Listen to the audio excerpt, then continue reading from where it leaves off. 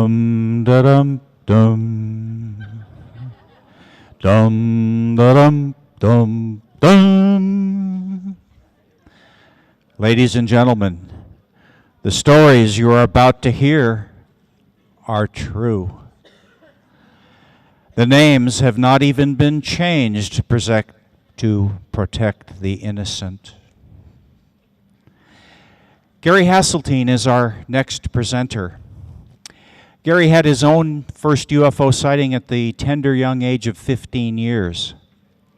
And this sighting, of course, as it happens with many of us, when we first become aware of the reality that we are not alone, this has caused in him a lifelong search for some UFO truth. Now, Gary was a military policeman, and then after coming out of service, he joined the civilian police force, and he has been in this profession now for 20 years. And you see, this has put him in a truly unique position to be able to gather all of the truly extraordinary reports and experiences of UFO and high strangeness nature from his fellow officers throughout the UK and beyond. So, ladies and gentlemen, I would like to have you all welcome Detective Constable Gary Heseltine.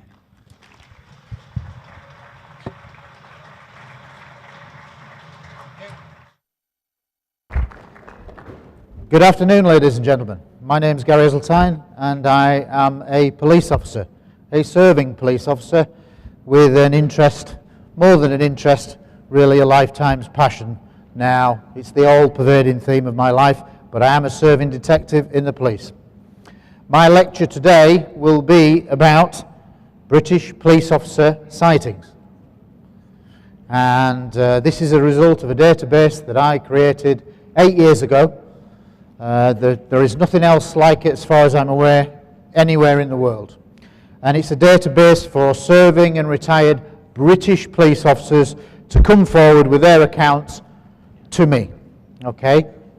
Now, as you can see on the title there, we have the title, and it runs from 1901. So that means my earliest police sighting in Britain is in 1901, which I will talk about. The lecture will break down into 3 parts. The first part will be a bit about how the database came into being. And then the reason why you're all here is you want to hear about cases. So I'll be dealing with a number of cases that I think are interesting, and I hope you will find them interesting too. And the last one is really how we deal with evidence. Okay? I'm a police officer. It's only right that I tell you a little bit about me if I'm going to talk to you about evidence. I think I know what evidence is because I'm a detective constable. I've been a serving police officer for 20 years. I'm into my 21st year. I am an accredited investigator of serious and complex crime, murder, manslaughter, rape, that kind of thing. Okay, I am also an advanced interviewer of police suspects and witnesses. So if you saw the bank robbery, I might be the guy who sits down with you and tries to get as much description as possible. If you're the rape perpetrator, I might be the guy that interviews you. I'm at the sharp end. I don't want to go any higher. I will not go any higher because I want to stay at the bottom ground where I'm busy. So from an American point of view, I'm the guy who turns up after the guy's just been shot. I'm not the guy who takes over. I'm the guy who deals with the scene initially and then goes out and gets all the statements, goes interviews all the suspects, and eventually puts in a massive file that goes off to somebody else to decide whether he goes to prison or we go to trial, that kind of thing, that kind of analogy. Okay. The clicker has gone, which is not brilliant, so I'm going to have to use my finger and I hope it works. Oh, it does. Right, here we go. That's what I've just told you. Prior to being in the police, I was in the Royal Air Force as a police officer. So in effect, I've got almost 26 years policing experience. Okay, I guess all the people are in this room for a reason. Might be spiritual, because I noticed that a lot of the lecturers go along that sort of line, and metaphysical, that kind of thing, that's fine. I'm very a nuts and bolts kind of person. That's what I specialize in. So for me, the question is there any evidence out there for ET visiting the Earth now? And I look at this subject as a detective. Okay? And perhaps at this point I should point out why I've got an interest. When I was 15 years old in England, in my hometown of Scunthorpe, as a 15-year-old boy, I saw something that I could not explain. And that was, I was walking my then girlfriend home along a long, narrow footpath, and there were gardens on the right, and on my left were my high school sports fields. And we were sort of walking along this footpath right through the middle. There was no street lighting at that time. And basically what happened, it was a balmy summer's evening, stars, not a cloud in the sky. And as we were walking along the path, suddenly we see at about a 60-degree angle a white object, larger than the planes, larger than the stars, moving very slowly and serenely from my right to left. Now we were walking on the path, so if you can imagine I'm going straight ahead. There is all housing in the distance. It's night, probably 8, 9 o'clock at night. All housing on, electricity, etc. We're walking along, the object comes along, no noise. No sooner did it go past us, so then I was behind the flight path. The whole area, the housing, was plunged into a power cut, a grid failure, behind the area of the object. The girl that I was with at the time, rightly or wrongly, immediately became visibly frightened, and she attributed the light with causing some kind of power failure. We kept watching very slowly. A second power cut. This predates close encounters, so nobody can accuse me of being biased by that. It was heading in the direction of my home, very slowly. At the time, I was pushing my bicycle. We were walking along, pushing the bike. I said, get on the bike. I'm going to drop you off, and I'm going to see if I can take a shortcut and get ahead of this light, because it's moving very slowly, just gliding along. So that's what I did. I got to the end of the alleyway, dropped her at her house, which was literally at the end of the alleyway, and it was in darkness. Bye-bye, onto the bike, pedal like mad, took the shortcut, and ended up with a situation where I'm coming from darkness with the object now over my right shoulder, and I am ahead of this object. It's there, I'm here, racing like mad, so I'm into the light. I go from darkness into the light. The object is over my right shoulder, heading in the direction of my home. I dash around the corner, literally, drop the bike at the front of the house. I rush into my parents. I say, come outside, please. There's a light, and I think it's going to cause a power cut. And they were having like a cup of tea, as British people do, and they're going, what? As you would do. They don't come out with me, but it gives me just enough time to race through the hall, through the kitchen, out through the back door, into the back garden. I then turn and look back at the house and watch the object come over my rooftop. It's by this time much higher. It's now like a little star, like a little satellite, but it's the same object, and it's coming to there, and I put my arm up. And no sooner did it go past me, guess what happened? Power cut. Entire area.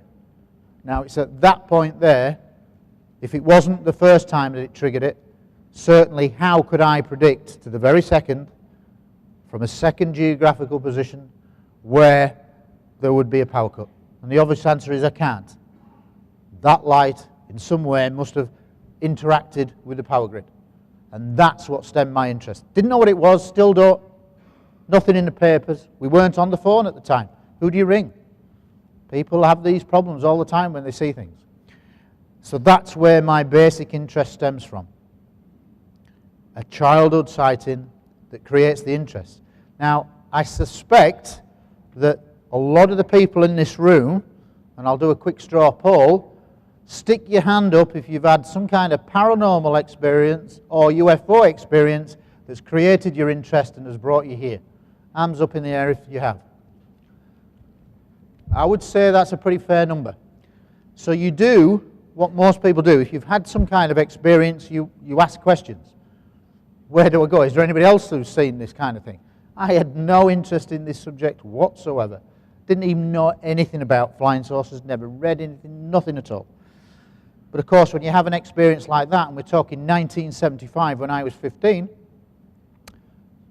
there wasn't a lot of things I could actually do. We weren't in the DVD, we weren't even in the VHS era. We were basically second-hand books. So that's what all I could do in England, is go to my local bookshop, are there any books? And sure enough, there was a little section on flying saucers and UFOs. And fortunately, the first book I ever bought was by Major Donald Kehoe.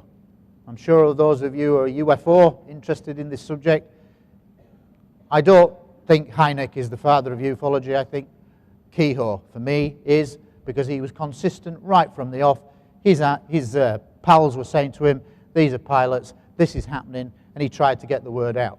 So for me, he is the father of ufology. I read his book, and sure enough, in the book, it's talked about a power grid failure. And I thought, what? Yes, something I could relate to. But basically, beyond that, there was nothing. There was nothing else I could do. There was no TVs, no videos, nothing. So for a long time after that, nothing happened. I went away and had a life. And I'm actually going to move this forward quite a lot, because in 90 minutes, I know you come here to read about cases, not for me to talk. Yeah? So we will get to the cases. So that's created my interest. It stayed within me, but I still had no idea that I would end up doing what I'm doing now and speaking to a lot of people. Basically, what's going to happen is I'm going to jump you forward about 17 years after that, till I'm about 35 years old. Okay? 1995, by which time I'd been in the Air Force, left the Air Force in 1989. I was then a police officer of 6 years. I was then a detective by 2 years at that point. At the time, when I'd had my original sighting, I'd read lots of books that I could find at that time. I then sort of drifted away from the subject for sort of 17 years. And it was only by chance when I came across a glossy colour magazine, which was called, in England, UFO Magazine, same title as the Bill Burns, but this was the original one done by a guy called Graham Birdsall, who sadly died at the age of 49, much missed. His was a great publication because it looked at the subject as I thought it should be looked at, from a scientific, non-sensationalistic way, looking for credible people who had seen things. So that's my sighting, that's the perspective. And it was in that 1995, by seeing that magazine, it sort of reawakened my interest. So what did I do? I went out. By this time, there were DVDs. By this time, there were new books by British authors, Tim Good, Covert Agenda by Nick Redfern, Tim Good's books, seminal books in the UK, Above Top Secret, Beyond Top Secret, things like that. So I reacquainted myself with the subject. But this time, I was a lot older. And I'm looking at pilot reports and radar operators' reports, and I'm thinking, they're still as good as they were 17 years previous. Why is this not on the news? Why are people still thinking it's Mickey Mouse stuff? And what started to happen, and I'm going to move it forward a little bit more, is I began to get frustrated, especially by the way the media, and I'm absolutely convinced that the media at a very high level, not at regional level, local level, but at very high level, there is influence on the media to keep the status quo. And the status quo is keep the audience out there as confused as ever. We'll tell them some good stuff. Watch any UFO documentary made by mainstream companies, and they generally follow a similar pattern. You go out in the first 20 minutes, you get a couple of pilots in, oh, this is really good. And then you get some cultists on the other next 20 minutes. And then there's a bit of an iconic alien head abduction kind of scenario. And in the end, you're left no wiser. And that is a deliberate ploy by mainstream documentary makers over the last 30 years. I can remember documentaries being made. They generally follow the same pattern, and it leaves you no wiser. So by the end of the program, you're as confused as what you ever were. And most people hark back to the phrase, well, there must be something. And that's a common thing. And they don't actually know the best evidence. So, I've had my sighting. I've took you forward many years. I've reacquainted myself with the subject. What happens then is, when I read these new books, it's still the pilots, it's still commercial, military, astronaut, cosmonauts, radar operators, air traffic control. When you looked at Observer Corps, people who were recognition experts of aircraft, saying they'd seen things. When you had some scientist, James McDonald, saying, this is real, because I've looked into it, this is absolutely real. But still the media was giving you this false impression. So, I determined, and I'm not here to knock a member of the public at all, because in my 8 years of research, members of the public come to me all the time, and they've come up with some great sightings. But unfortunately, and this is the key, unfortunately, to the media that controls the way this subject is portrayed, short of a member of the public bringing in a dead alien and putting it on the stage and saying, there you are, proof, which none of us have, a member of the public's case doesn't really rate with the media whatsoever. So how can I try to change things? How does my interest manifest itself that I can try to influence other people, to reach a wider audience? And I think the only way I can attack the media is by looking at what I call high caliber witness categories. Because to the media, not to me, but to the media, they will listen to police officers. They will listen to what an astronaut says or what a general says, because they've got rank. They're in a senior position. That's the way it works. So, when we go back, that's what I look for. Pilots, military, commercial, astronauts, cosmonauts, radar operators, blah, blah, blah, scientists, observer corps, and finally, police officers. This is the one area that perhaps I could get involved. Now, bear in mind, as a detective, my time can be all over the place. If somebody gets raped or there's a murder, you don't go home virtually for a few days, because those first few days it's really intense. So I can't go to a group and say, I'll be there every Wednesday. Don't work like that. So I began to speculate, how could I get involved? And the frustration got to the point where I thought, well, I know what I can do. I know police officers. I'd actually read about 3 or 4 cases in books. And I thought, well, there must be loads of police officers that are out there 24 hours a day. Or in fact, you know, you could apply that to firemen or whatever. But let's look at this high caliber witness category. Police officers. Must be many hundreds out there, but we need to get them out there. And so I came up with this idea called the Proof Force Police Database. Proof Force, the acronym standing for Police Reporting UFOs. Proof Force UFOs. Okay, nice and simple. Created a database, a website, and then what was key was launching. And the key was January 2002. I had the idea. I went to this Graham Birdsall at UFO magazine and said, look, I've had this idea. Will you let me write an article? I'd never written an article in my life. He says, yes, it's a good idea. Okay, write the article. So I wrote the article, and sure enough, he allowed it to be printed, and right from the off, 1 or 2 retired officers started to, it wasn't a flood, but a couple of officers contacted me within days with stories that were hitherto unknown. So that proved to me that there was some validity to what I was trying to do.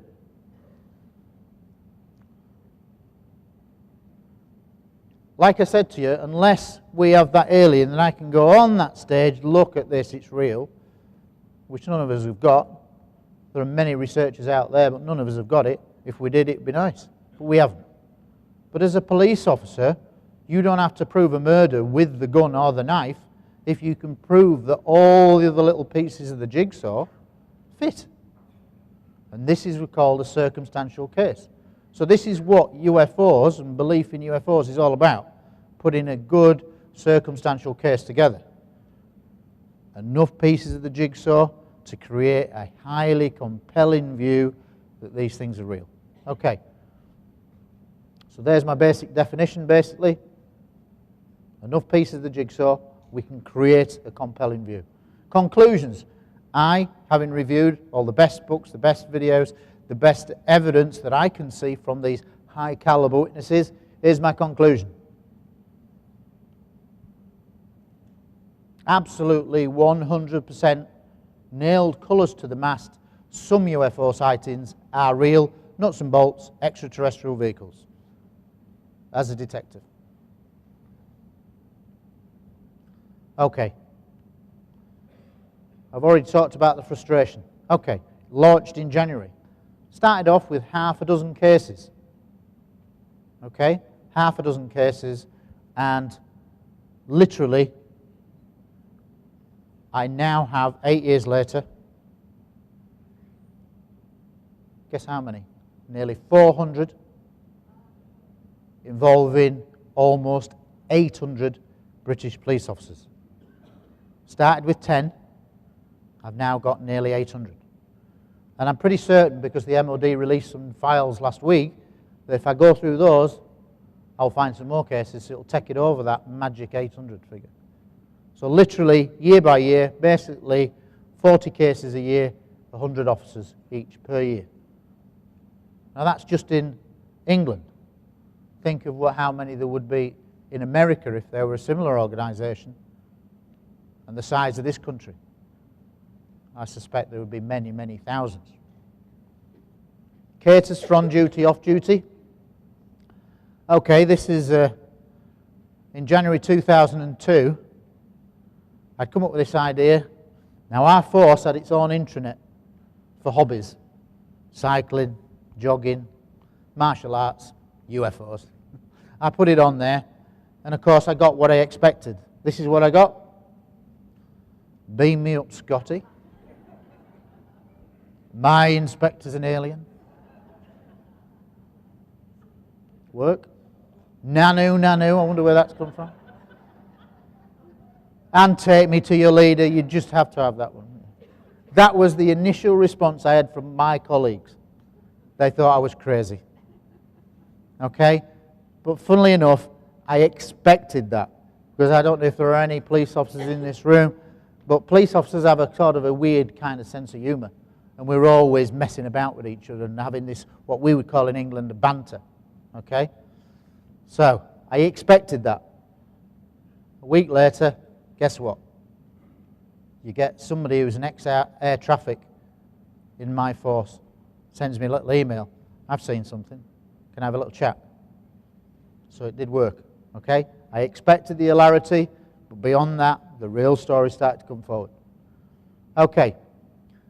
As we're going to go into the cases very shortly, the majority of the cases that I'll go through, it's a highlight. I can't show you nearly 400 cases. We'll be here all day, much as I'd like to bore you to death.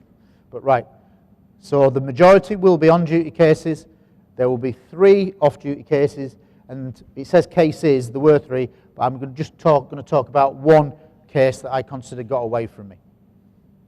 Oh, it was frustrating.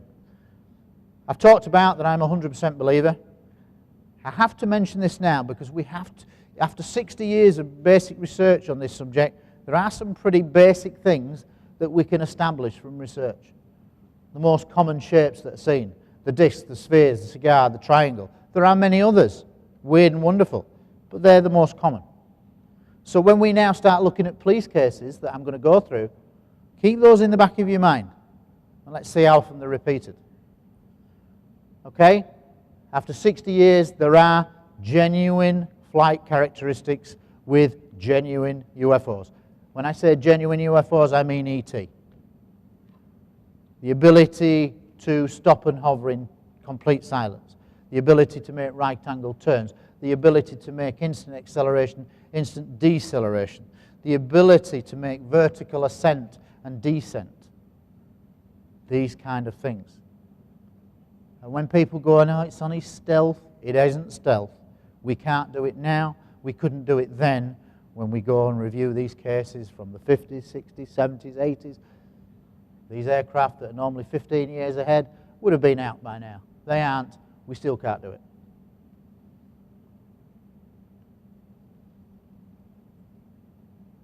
And there is one more that maybe I should have put on that list, but it will become self-evident what that is. Okay, here we go. Let's start looking at these cases. This is why you come. You want to hear about cases. Okay. First one, 1901. It's an old newspaper clipping. Can I prove it? No. Was it UFO, ET? Who knows? But let's look at these characteristics. Two officers walking the beat in the winter, as you do. They suddenly become aware of a green glow around them. They look up, they see what they describe as a cigar-shaped object which tapers at each end. 1901, there is no noise. Green glow, seen at an altitude of 150 feet. 150 feet is probably 10 times the height of this ceiling. But it's pretty close, isn't it? I'm pretty certain if I went outside and looked up at the top of this building that I'd know that that's pretty close. So who knows if they were distorting the truth? We don't know. But it's a very interesting account, and it's on there because all the characteristics that we attribute to the modern UFO era from 1947 onwards, with Kenneth Arnold sighting, we look at this. We have a cigar-shaped object, green glow. Remember green glow, it might come up again. Close proximity, low altitude, no noise. It would pretty much fit my classic criteria. Okay, let's move it on. As I said, 1947, the modern era begins. But in the UK, I can't find any police sightings. My first one, prior to this 57 report, is 1950. In America, I know there were police reports from 47 straight away. Okay, so if anybody did a similar study like I do in Britain, they would find cases from 47. This is interesting because it's a USO report. I presume a lot of people in the room will know what that means. Well, basically, it's an underwater object that can either be seen going into the sea or coming out of the sea and then flying up. On this occasion, 23:45 hours, 3 uniformed police officers see a red disc emerging from the Bristol Channel, from the sea, for want of a better word, and up into the sky. I don't know of many stealth aircraft that can do that. 1957. Okay, this is a case that I've been directly involved with, not at the time, but I have been in contact with this officer. This is the guy, Constable Colin Perks. Sadly, he died about 2 years ago. Okay, there's a 20-page file on this guy in the Ministry of Defence's records. What was good about this is, even though he was on his own, he was a really highly respected guy. Nobody could knock him. And what he's doing is he's rattling doors, as you do, checking to see if properties are locked. They are. Then suddenly he becomes aware of a green glow. I'm not saying all UFOs are green. Okay? He looks around. He then sees across the car park an object. That object, to all intents and purposes, a classic saucer, 30 feet wide, hovering just above the car park, a few feet off the ground, making a slightly high-pitched whine. Most UFOs, no noise. On this one, bit of a whine. He watches it for 5 minutes in awe and then accelerates away and gone. The interesting thing was, through somebody who contacted me that put me in contact with him, they were one of the officers that were there when he came in to report this sighting to his colleagues. And he was like seeing a ghost. He was white as a ghost. And he remembers him coming in to this day. All right? And the interesting thing was, he was on the night shift. He was going off at 6 a.m. in the morning. And then officers were replacing him. They went out and they found where the object had been across the entire car park where it was seen, like a 2-inch layer of fine glass-like powder, which dissolved after about an hour, evaporated into nothing. But I spoke to 2 officers who verified that they'd seen that. What could that be? Not stealth, that, is it? We can't do it now, we couldn't do it then. Okay, this officer came to me directly. This is the guy, Lester Stenner. He approaches me, 2 officers in a police vehicle near a small airport near Bristol, Lulsgate Airport. And basically they're sat in the car, as policemen do, pulled up in a lay-by. And then suddenly, out of nowhere, and it's like this, the object doesn't arrive from left or right or from above. It just arrives. It's there. It's not there. It's there. And they see this. And that is the actual location. And I've played around in Photoshop, not great, but that's a basic representation. But this is what he saw. An oval disc, 300 feet wide, hovering above the road for 10 seconds. How did they know when it was arriving? Or when it arrived? Because the headlights went out. The engine died. Ever heard of that? Attributed to UFOs? I have. EM effects. Electromagnetic effects. Interfered with the engine. Killed it. 10 seconds. Gone. Didn't go left, didn't go right, didn't go up. It just blinked out. A 300-foot object, approximately 200 feet off the ground. I would say that's pretty close, and I wouldn't say that they'd be mistaken.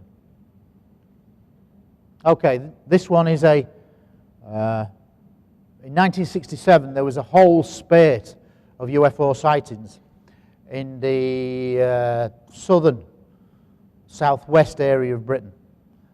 Tended to be Devon and Cornwall, but by far the most famous sighting was this one, involving 2 guys, Roger Willey and Clifford Waycott. And what was good about this is they're in their old police car, and we're going to show a little video clip, hopefully it'll play in a second. Okay. And they see an object that they describe not like our conventional descriptions. They call it a flying cross. Just above the tree line, low altitude, and then they see that it starts moving away. So they start to chase it. And as you can see from there, they chase it for 14 miles, country roads, up to speeds of 90 miles an hour. At various times it slowed, it stopped and hovered, shot off and accelerated at speed. 14 miles. Some people tried to say they were chasing Venus. I'm sorry, I don't accept that whatsoever. That is an excuse put out by people who do not want you to know the truth. The officers themselves were very explicit, and you'll see why.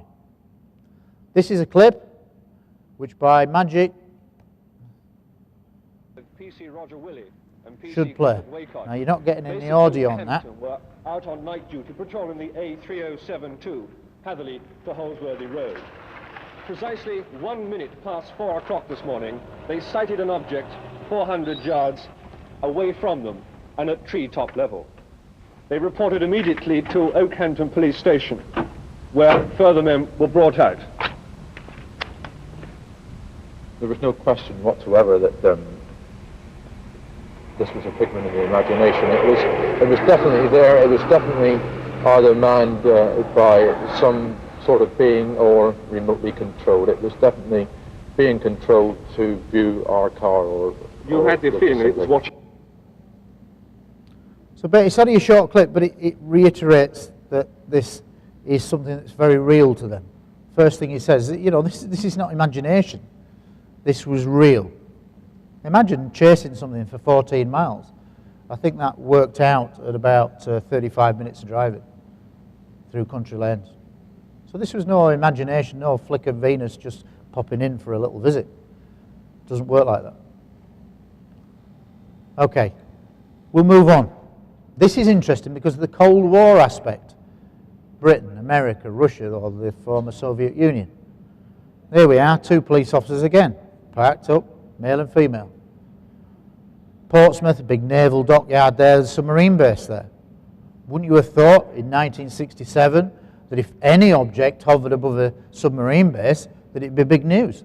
Well, they saw it, stops and hovers above the base for 5 minutes in total silence, and then gone.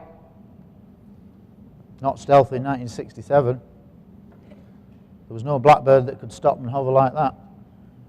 Okay, next case came to me directly. 1969, PC Trevor Blower. He sees this. What's interesting about this one is he gets warned about it.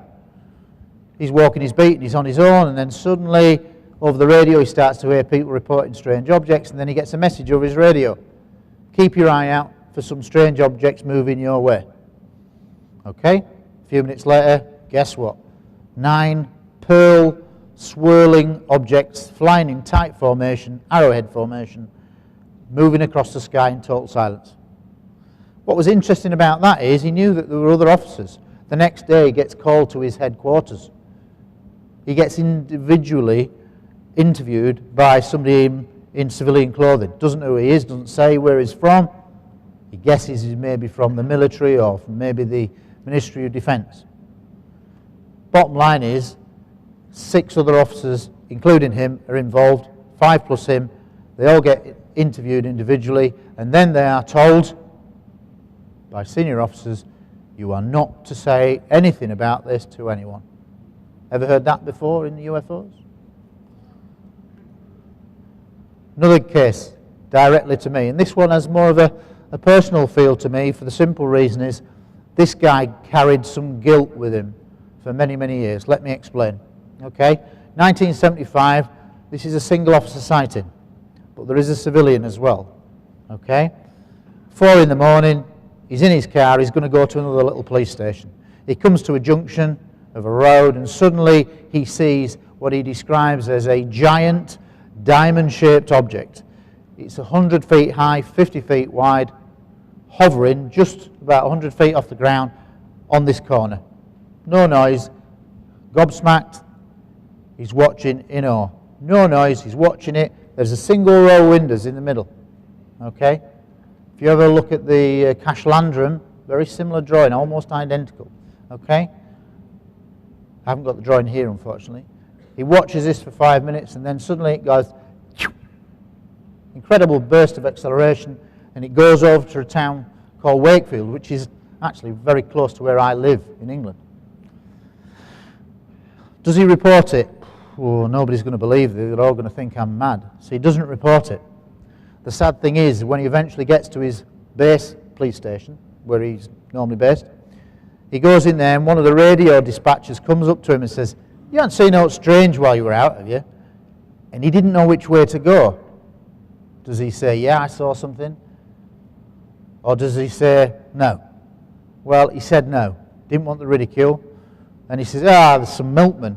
Apparently he'd seen this big diamond-shaped thing. He says he must be mad. And because of that attitude, he didn't say anything. But when he contacted me, nigh on 30 years later, he was almost in tears. Because he said, from that moment on, I felt so guilty. I should have said yes, and I should have corroborated what that milkman saw, so that he wasn't ridiculed. And he carried that burden with him. And in fact, just touching on things, I've had officers nearly in tears because they reveal things that are so personal to them, that so few people have seen, that they think, well, if I tell anybody, they're going to think I'm crazy. And that's the nature of this subject. That's the guy. Now lives in France. Okay, another case that came to me directly, again from 75. This is interesting because I like what's classed as close proximity cases. Cases that are in your face. If I estimate that to the back of the room it's 50 metres, that's pretty close. Well, this guy sees a UFO at 30 metres. So that's probably where those technicians are at the back. I'll be damn sure if I can't tell that that's a technician at the back there from 30 metres. Well, that's what we see. In this case, because what we have, this is actually from his report. I send out reports, they fill them in, a bit like a statement, but it's a more in-depth one. And he did this drawing. It's not brilliant, but basically what he describes is that he's walking his beat on his own, Salford docks, walking around on nights, and suddenly he sees a bright light in the distance. Don't think too much about it, and then he realizes that the light is getting bigger. So he starts watching it. It gets bigger and closer and lower. It gets to within 30 metres of him. It then stops and hovers in total silence above an amenity block. Reminder, this is where the technicians are. He watches it, he then moves horizontal, stops, moves off again, and then shoots off at speed. Does he report it? No, he doesn't. He wants to, but he thinks, I'm going to get ridiculed here. Gets right to the end of the shift, thinking he was all on his own, never going to report it. And then as he gets through at the end of the shift, he bumps into one of his mates who's been on a different part of the docks. And his mate says, hey, did you see that thing? And sure enough, he found some corroboration. He hadn't seen everything he'd seen, but he was talking about the same thing. So it was a corroborated case, and he felt a lot better for it. Okay, this case, directly to me, it happened in the village where I live, believe that or not, and he lives about 4 miles away from where I live now. This is the guy who retired. About 30 years he served in the West Yorkshire Police. This is interesting because he's, again, on his own. He's rattling a few doors to see if the premises are locked, and suddenly he sees this. 3 green spheres moving silently towards him. First of all, he thinks, oh, it's aircraft lights. Then he becomes aware that there's no noise. Then he becomes aware that it's 3 green spheres holding that pattern, in that formation. 1, blank, 2. And you can just see on the right-hand side of the screen there is a larger building. That's actually, in England we would call it a pub, you'd maybe call it a bar. But basically when it got level with that, it suddenly does this. Does a right-angle turn. So it's coming towards him, and then does a right-angle turn, complete silence, and away. I don't see stealth doing that. 1977, Windermere, the Lake District, for anybody that's been to England. We will call them lakes, you will probably call them ponds, such as America's size. Okay? Beautiful area. 17 officers saw this object over a 20-minute period from about 6 geographical positions. That's why I mention it, because it's lots of officers corroborating each other from different geographical positions. Some described it as triangular, some described it as kite-shaped, some described it as a diamond. But they were tracking the same object. Reported to the Ministry of Defence. And there it disappeared. 1978. Some of you here, because you can still get his book next door, because I saw it, will be aware of a guy called Tony Dodd. Sadly, he died recently, but he was a sergeant in the North Yorkshire Police, and this was his first sighting. Corroborated with another officer in Cononley, near Skipton in North Yorkshire, and basically they're on mobile patrol, they go around a bend, and suddenly they see this. Now that's not a cloud, that's not a blur, this is a structured object. And for those of you that know your subject quite well, this is not far off from what the Adamski people, a contactee of the early 50s, described. Now, he's a controversial figure, but there are similarities, because he remarked upon that there were 3 pods underneath the object, which was similar to how Adamski described his scout ship, and a row of windows. But basically this object is 50 feet off the ground, it's 50 foot wide, row of windows, it's moving in total silence, and it actually passes over the police car. 50 feet, twice the roof of this house, twice the roof of this auditorium. That's close. I don't think you can get mistaken. This is one of my favourite cases. And it's one of my favourite because if you was to describe it, it's almost like War of the Worlds kind of thing. Because what's happened here is 3 police officers, of which this guy is one of them, Eric Raymond. Middle of nowhere, no street lights around, no buildings, doing what police officers do and having a cigarette, chin wag. 2 police vehicles. Way off in the distance, it's a rural location. Suddenly, they see very briefly in the distance a light. It's only there for a second. They don't really pay too much attention because it disappears. Forget all about it. However, 5 minutes later, and let's go back to this characteristic that I didn't write, that I should have, they can be invisible when they want, and they can make themselves known when they want, because it did this.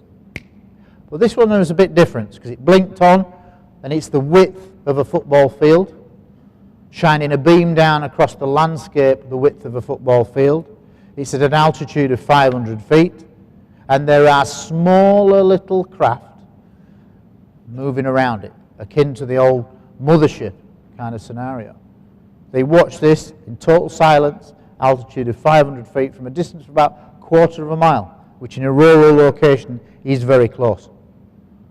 They watch it for 5 minutes, scanning the landscape, and it doesn't go up, down, left or right, it goes gone.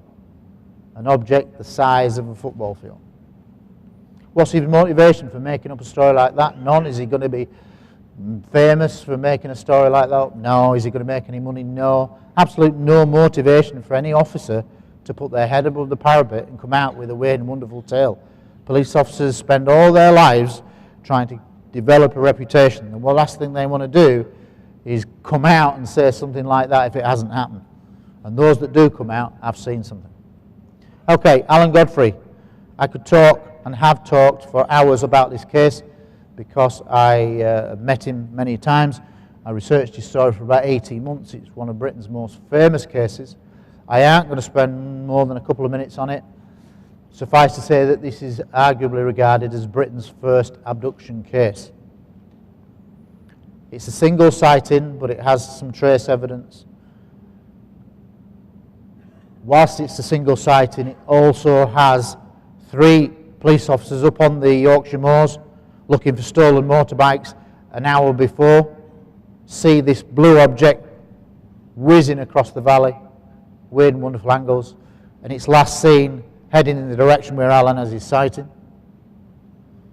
Then there's a school caretaker 5 minutes before Alan has his sighting, sees it just above his rooftop, heading in the direction where Alan later had his sighting.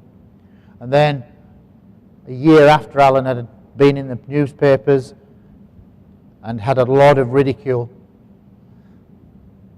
2 traffic officers wrote to him and said, look, we've seen how much ribbing you've had. We ain't going to come forward, but we were there. We were there 15 minutes before it flew over our heads, but we ain't coming forward. And that's a very valid reason. People do not want to be labelled a nutter, for want of a better phrase. The story with Alan very quickly is he leaves the police station on his own, he's driving his car, he's going to look up onto an estate, do a last drive round looking for some, believe it or not, missing cows that have been reported roaming the streets. It's a rural type town. Never found them, never saw them. Just as he's about to turn right up onto this estate, suddenly he sees something out the corner of his eye ahead, and it's what he immediately assumes is a bus that's skidded across the road. So he cancels in the indicator and he drives towards it. Within a couple of seconds he realises this isn't a bus, and this is an object that's hovering above the road that he describes 14 feet across and 20 feet wide, 14 feet high. And it's hovering, the bottom half is moving anti-clockwise, and it's creating a distortion, centrifugal force. All the winter leaves are swirling into a pattern underneath it. His headlights are beaming off this. And he will often say, and he has been seen on video many times, say, if I'd have had a brick, I could have thrown it at it. In his strong Yorkshire accent. It was real nuts and bolts, as he would say. The thing that makes this the abduction is that he sees the object, he tries for his radio, negative. He tries for his main set, negative. He then has a sketch plan, he starts drawing it. The next thing, he's driving further down the road, object gone. What? Literally like that.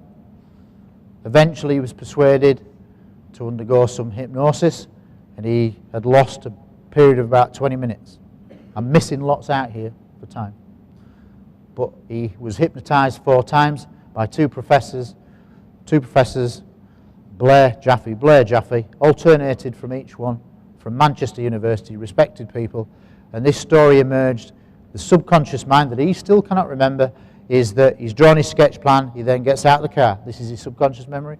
He starts walking towards the object, he then gets frightened. He seeks the sanctuary of the car, and then all of a sudden, bright white light, and he's in a room.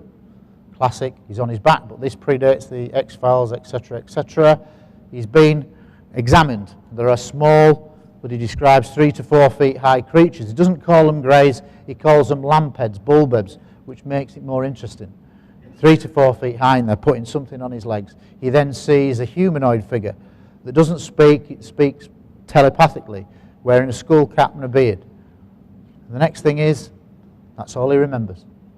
But that is quite common now if we look at the abduction kind of scenario. So, a very important case.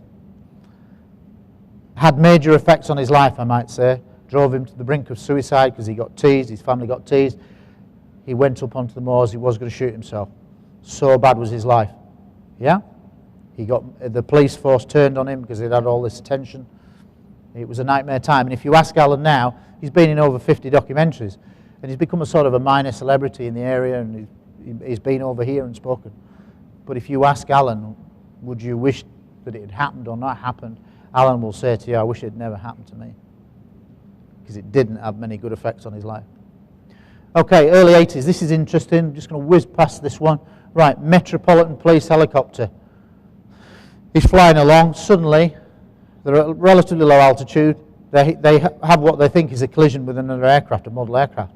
But it's not. It's a 3 to 4 foot disc that keeps manoeuvring around the helicopter. Not just once, several times. Just manoeuvring around the helicopter. They can't understand. It's not a model aircraft. It's manoeuvring around. And then it goes down to the ground. And then suddenly they see it go vertical up into the air. Gone. At high speed. Okay, this case, direct to me. This is Stanley Osborne. He was a traffic officer. All they do is go up and down, pulling people on motorways, basically, or your highways. And basically, they're pulled over in a lay-by, him and his colleague. They've got the windows down, it's early hours in the morning, and then suddenly they see a 30-foot missile, literally missile-shaped object, on the other side of the carriageway. So literally where that wall is, just go, total silence, about 30 feet off the ground, 30 foot long. Try explaining that one. This one's interesting because this is a radar confirmed case. This is what we look for, high quality cases. Radar confirmation. Unusually, they contact the police. Manchester Airport pick up a return. It's a static, not moving return. Kidsgrove Police, we've got this strange return. Can you send 2 police officers? Yeah, okay, then send them to a high vantage point. So they go up to this high vantage point called Mow Cop. And suddenly, when they get there, not expecting to find anything, sure enough, in the position on the radar, there is an object that is firing beams of light down to the ground. But look for how long? 2 hours. Anybody that thinks UFOs are transient, seconds like ghosts, no, it ain't. This can be hours, okay? Even their superintendents vouch for their authenticity as officers. Very rare in policing terms to have a senior officer do that. This one. This is now the highest sighting on the database, highest single case. 24 officers. It was 20, but I found 4 more. And this was largely over the Devon-Cornwall area when a triangular object was seen at low altitude. And basically, as it's manoeuvred all over the area, various officers from all over the place have rang in and saying, we can see this strange thing. 24 officers in one case. This officer came to me. I guess a lot of people may know of Stonehenge in England, the famous ancient monument. Okay, well, this guy, summer solstice, 1997, he's there with 11 other officers. He's doing security for the monument because a lot of people want to go there, see the sun come up. They're all stood around, the police officers, and then all of a sudden they see this object that's going like a castle wall, right angles. Nothing we can do still can make right angles like that. In silence, by the way. Next case. 2003, a little video clip, hopefully with a bit of magic will play. Oh. It's not the light that you can see, by the way. That's off the traffic, car, camera, recording button. As it gets around this corner, keep your eye out. On your right hand side for a white object, oh, there it is. We think that's actually static. It's not moving, it's an optical illusion. It's above the hill. Okay, so the object is there. You can watch his speed dropping as he's thinking, what is this? Watch as he gets closer how it pulses a few times. Look, pulsing. Typical bright white light UFO. And then what happens? He's watching it, he's slowing. It's gone, it's there. Is it there or is it gone? And you can see that there's cloud in the background. There's nothing obscuring that. and that literally disappears in front of him. It was there, very clear. That was examined by Jack Casher as part of the UFO Hunters documentary that I made with them, and they concluded that it's not an astronomical object and it was no aircraft. Genuine UFO, who knows, but it's definitely unknown. Oh, seen it again. Okay, this is interesting, another helicopter case. Now this is interesting for the simple reason that this is how the Ministry of Defence works. In all the many thousands of cases reported to the Ministry of Defence, according to them, not one case ever has been of defence interest. Not one. Not one, even though they've later admitted that in 1957 Milton Torres, flying a Super Sabre, an American pilot based in England, was ordered to fire his salvo of 24 rockets at them. According to them, not of defence interest. How ludicrous is that? Rendlesham Forest, nuclear weapons involved. Beams shone down into the weapons storage area. I know because I worked on those bases for 3 of my 6 years in the Air Force. But let's look at this. This is what's called a loose minute. This isn't the actual report. The reports come in, and then some Ministry of Defence official has raised this private little memo to say, will you have a look at this one for me, please, because it's a little bit different. And it's a helicopter. It's basically seen the sighting, corroborated. There's nothing on radar, but the helicopter crew have seen it. The next day, that's the response. Yes, with regards to your blah, blah, blah, it's of no defence significance. Sorry, not on radar, clearly seen by a helicopter crew, things manoeuvring around in the sky. Hasn't that got to be of defence interest? Especially in light of terrorism, etc. Not to the MOD. They just dismiss it. And that's exactly what happens. Okay, this is a new case. That's all of the on-duty sightings that I'm going to look at. I'm now going to look at 3 off-duty sightings. Okay. This is new, that's coming to me, and it will be in my 8th report. I do an annual report. That's the only way I can do it. I do one a year, so I'm now on my 8th report. But this has come through, and I like this one for the simple reason it's daytime, summer. Absolutely not a cloud in the sky, and suddenly there's a silver sphere there. For 20 minutes, you're looking up. And then what does it do? It doesn't go left, it doesn't go right, it doesn't go up, it doesn't go down, it goes gone. That fascinates me. Okay, 1983. Now this one is an absolute great story. It's so bizarre that you couldn't even make it up. 2 special constables, they're officers that are not full-time, they're in a car. Okay? They're driving to work to come on at 10 o'clock. They're just about to get to work. They're on a 2-lane highway. It's dark. There's no other cars around. Did I mention green sphere? This green sphere there in the inside lane. And guess what pulls alongside? A green sphere. The size of a car pulls alongside their car, and for 200 meters they are, as you would be, and then it goes off across some fields. That guy still has post-traumatic stress because it's so weird. But you couldn't make that up, I don't think.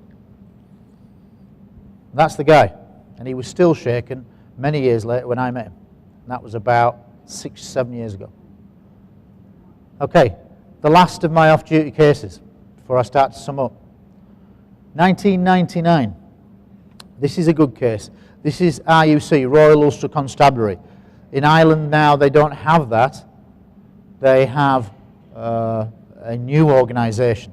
When the Trouble's finished in Ireland, they've now got a unified police force. But in 1999, they still were the Royal Ulster Constabulary. And I count it because it's Northern Ireland, classed as British. Okay? This is interesting because if you can imagine you're out with your wife, driving along, and suddenly you go around a bend, and then suddenly there is a large, bright light hovering 300 feet over the ground, and it's huge. He stops his car. He says to his wife, "You stay there." He's so entranced by this thing. He gets out and he walks on foot, and he says to me, "I considered getting my gun out because in that time Royal Ulster Constabulary all carried sidearms, even when they were off duty." Right? But he thought better of it, and he walked and he stood underneath this thing. And he watched it for several minutes. And then, object goes away at high speed. What's the motivation for that guy to make up a story like that? I think none. Okay, I said I'd talk to you about one case that got away. Anybody in the room like crop circle stories? Oh, put your hands up if you do. You'd like this one. I nearly got really excited because it's on the database, but it's a nearly case because it had the potential to be a breakthrough case historically. Because what happened was a police officer with about 10 years service contacted me and said, my sergeant's just told me the most amazing story, but he's really reluctant to talk about it. I said, well, what is it? Well, it's about crop circle. I said, well, tell me what the story is. So he told me, and the story goes like this, that his sergeant, about 10 years previously, had been out with a female officer. They're riding country location. They're on an elevated road. And they're driving along. And then suddenly they come around this bend, and then they see two objects that are going darting all over the place. It's dark. Sun is about to just come up. So probably 4-ish in the morning, just the sun's going to come up. And they're stopped, wind the window down, get out the car, they're stood and transfixed. And then the two objects, off they go. Light comes up, they're on an elevated road, and guess what was below them? Where those objects had been? A crop circle. Now, wouldn't that have been a good case? I went back and said, "Go on, please get me these details. Please get me this. This could be a breakthrough case. UFOs, police officers, direct scene, crop circle created." He won't come forward. He is so traumatized by it. But he says, the guy who contacted me, the regular officer, he said, I'm not telling you, this guy is a stand-up guy. He's not a wind-up merchant. This guy is the salt of the earth. If he's telling you it happened, it happened. But this guy, he won't go near it. So that's why I call it the case that's gone away. Because it had the potential to be a breakthrough case. Okay. I've rattled off a lot of cases there. Were they of interest? These are credible people telling incredible tales. Have you ever seen that General Sanford clip from 1952? He actually says that. People telling incredible tales. And it's a bit like that. So what do I conclude after my 8 years of research? This is the interesting thing now, because the sample of cases is now up in the hundreds. I can start to look at frequencies. I'm not a big lover of statistics because I've seen too many police forces manipulate statistics. You can make statistics tell you anything. Okay? So I'm not a big lover of them. But this case, this statistic, I think, is relevant. Okay? The old skeptical argument in the past would be this is a officer at 3 in the morning, he's tired, he's mistaken. Well, this destroys that, because 3/4 of the cases, almost 3/4, about 72% of all the cases on my database are multiple officer corroborated. So this isn't the lonely officer who's tired. So it totally kicks that into touch. Multiple officers. I think I've only scratched the surface. If I was on a TV program and people knew you all the time and it was a respectable subject, I'm sure many hundreds more would have come out the woodwork. Yeah, some police forces will send me stuff. Some, I do regular media work and things like that. So every time I go on the radio or I'm on the television, make a documentary, you'll get 1 or 2 people contact me. But I still think I've only scratched the surface. Okay. High caliber witness category. If you remember on my list, right at the bottom was police officers. Okay? It was like the 7th group of officers, the 7th tier. If you're looking at pilots who are trained, millions of pounds spent on them, can they be deceived? Yes. Is it easy? No. Don't be told by skeptics that it is for a pilot to be deceived, because it isn't. Otherwise, they shouldn't be flying military planes. They should be off the road in a mental health hospital. Okay? 7th tier, police officers. I think that in my category of police officers, that there is a high percentage, perhaps 40, 50% of the cases on my database in that one police officer category that would point towards an unknown explanation rather than a known conventional astronomical. Now, the accepted phrase that we always have is, and when virtually every researcher does it, 95% of everything is, turns out. I broadly agree with that, but not in these high caliber witness categories. Okay, and if I was looking at pilot cases, if you really delve into them with the radar confirmations, multiple aircraft, airborne confirmations of radar, ground, triangulations, things like that, they prove it on their own if you really delve into pilot cases. So they're even much higher.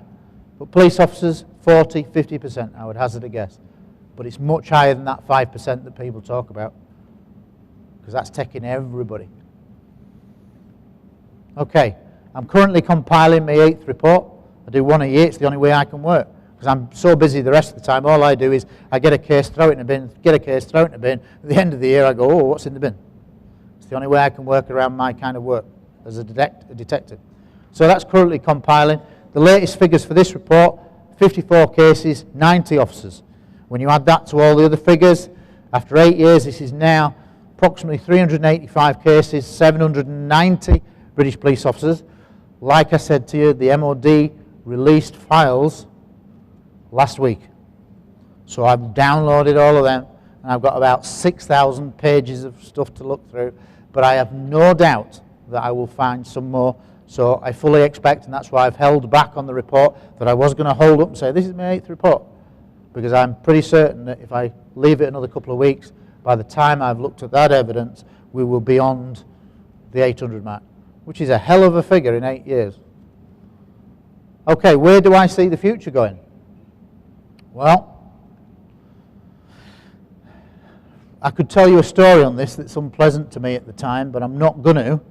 But I have wrote to 38 chief constables at the moment about the MOD's position that they've suddenly, in the UK, they suddenly said, we're not collecting UFO reports anymore from the public. Okay, so what are you going to do with them? Well, we're not interested, says the MOD. So I wrote a letter to 38, and there are actually 43 chief constables about this, asking them to forward. You're going to get the cases, they happen year in, year out. Last year there was over 650 from all around Britain, public, etc., etc. Some of those cases are going to come to your force. What are you going to do with them? So I've asked them to redirect them to me. A lot of forces are actively looking at that now. But of course you then go into data protection issues and things like that. So that's still ongoing. Okay, there is no other database like this anywhere in the world as far as I'm aware, studying police officers. In theory, it could be replicated anywhere. I know that there are some police officers who got involved in UFO stuff and research for MUFON and etc., etc. If they launched one in the USA, I suspect within a few years you'd have thousands of police officers. And I really think it should happen. Why do I think it should happen? It's because it's the way we deal with evidence. And that brings me on to what I think about evidence. I'm not having a go at the public. The public see great things. In all the time of my 8 years, I can't think of one member of the public, maybe one or two, who have been a bit crazy, but the majority, well-meaning people affected by things that they've seen. Very genuine. So people are seeing things all the time, but unfortunately the media don't give a monkeys about the public. So we have to try to fight this bias in some way. So my way is the high caliber witness categories. So in those areas, we should have organizations in every country for pilots, UFOs, astronauts, cosmonauts, organization. We should have radar operators, agency in every country. And in these high caliber witness areas, we could really, within a few years, within 10 years, we'd have such a body of evidence, it would be unstoppable. But we don't, and it would require a lot of agreement. And unfortunately, within the UFO community, in my time of being an active researcher and watching the subject over a long time, that's what I have to conclude. I believe that our approach as a world UFO community is fragmented. We're all over the place. We are a little organisation there, big organisation there. This is my organisation, this is mine. That kind of thing. Little empires. We have to get away from that if we really want to try and change perceptions. My opinion, I might be wrong, but I think we have to say, let's put our cards on the table and work for one common aim.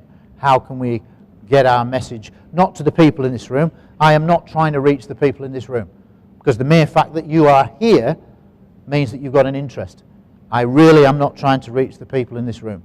I'm trying to reach the people out in those gaming slot machines who don't have a clue about the subject. But if this subject was portrayed in the right way, then maybe a few of those people would leave the slot machines and just come through here and watch and learn, if we got our act together. We need to be consistent in our approach to evidence. It's inconsistent.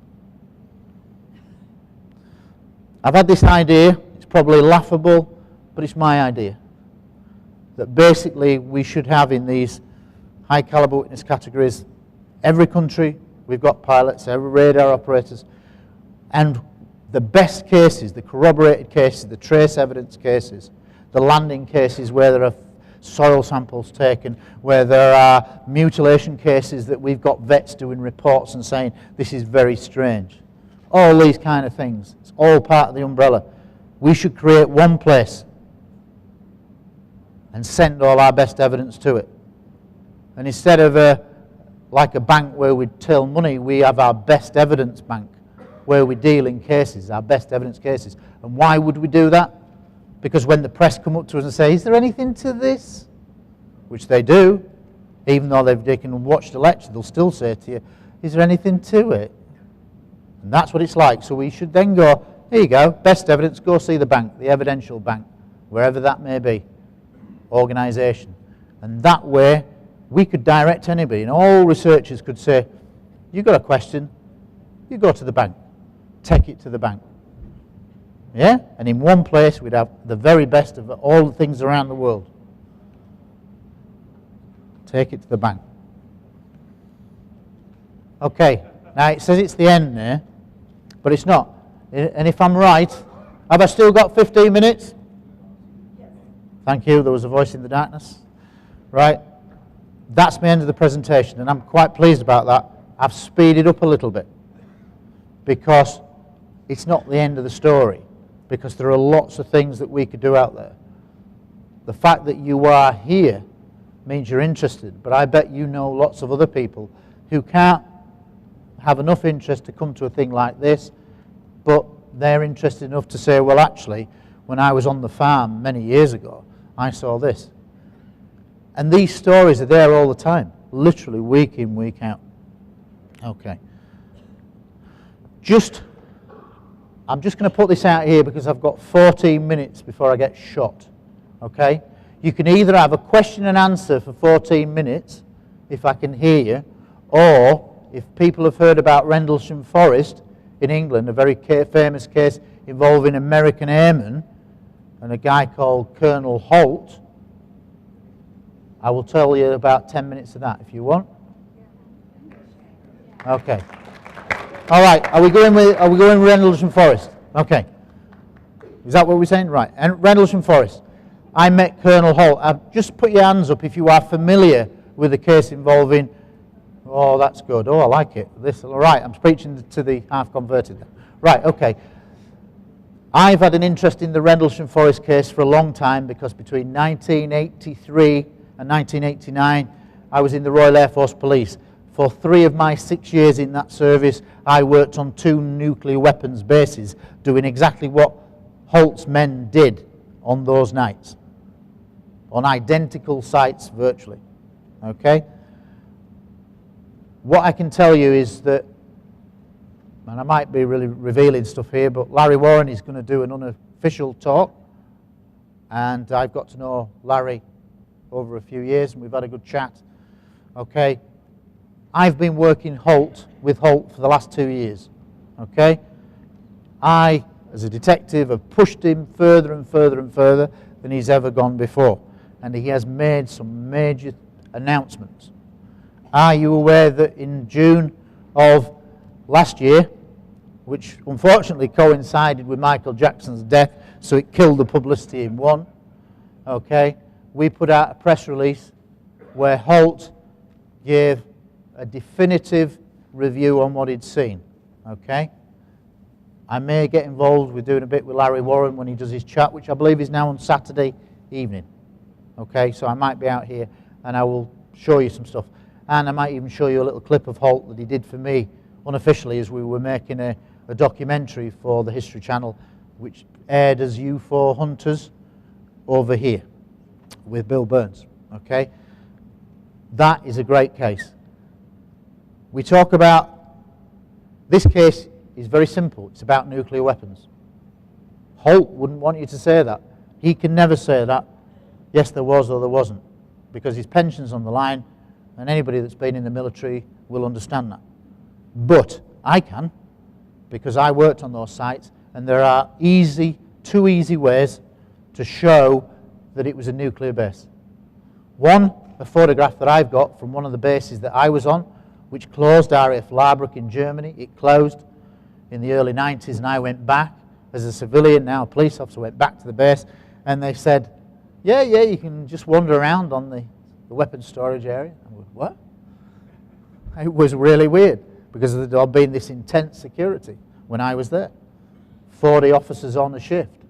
And suddenly I could walk through the main gates. I could walk down the old hot row. It was very bizarre. But I took a photograph. And this photograph turns out to, I think, have some interest.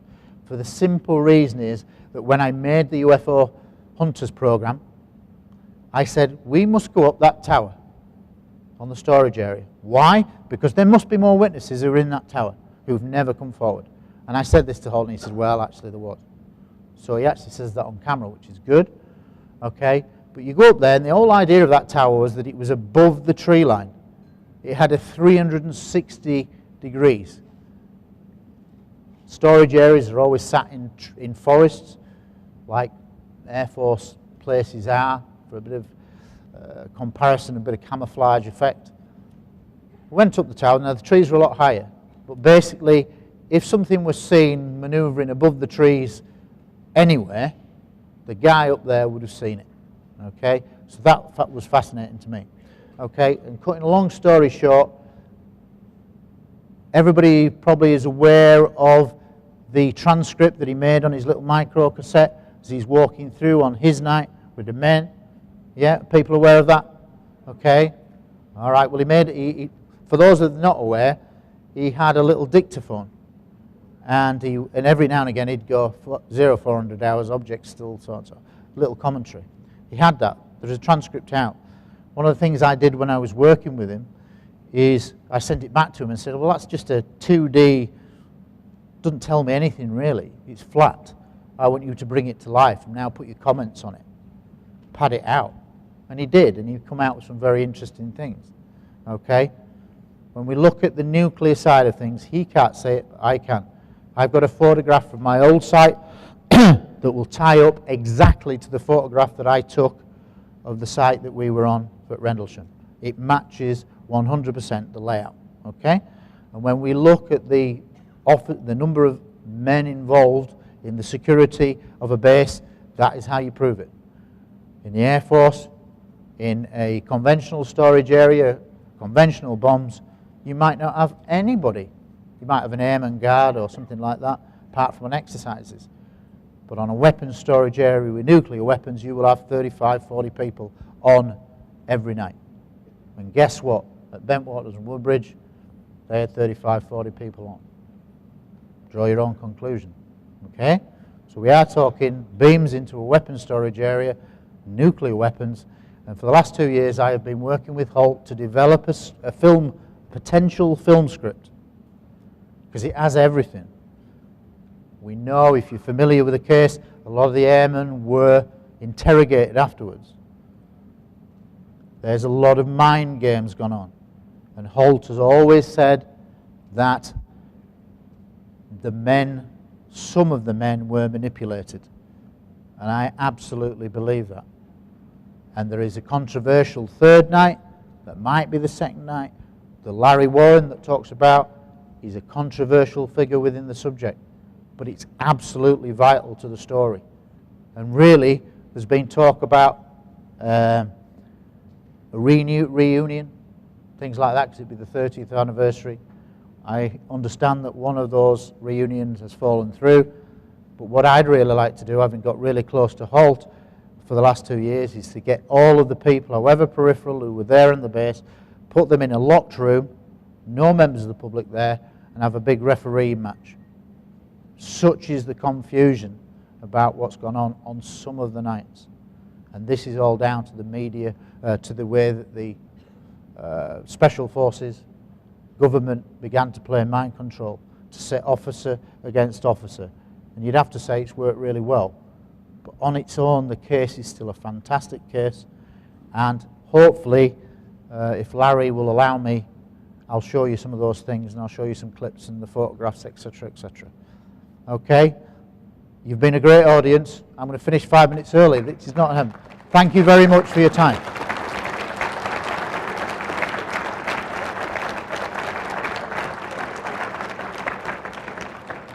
Thank you.